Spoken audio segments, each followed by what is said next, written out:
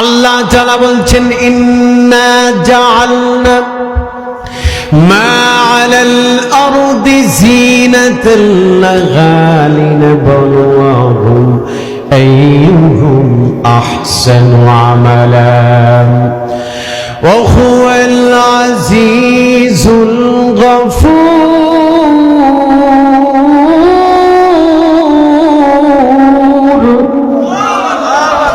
আল্লাহ তাআলা বলছেন গোলাম রে শোনো, পৃথিবীটাকে আমি সৌন্দর্যমণ্ডিত করেছি, আকাশ বাতাস তরুলতা আমি আল্লাহ চাকচিক্যময় করে দিয়ে পৃথিবীটাকে সাজিয়েছি।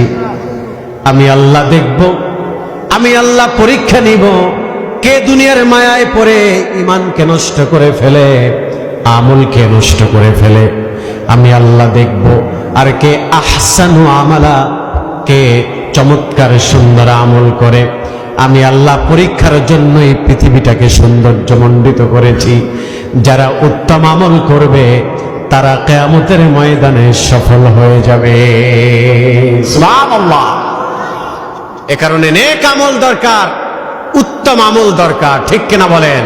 আর উত্তম আমল করতে হলে মদিনার সাথে সম্পর্ক না থাকলে কোনো আমলই আল্লাহর কাছে 4 আনার দাম নেই।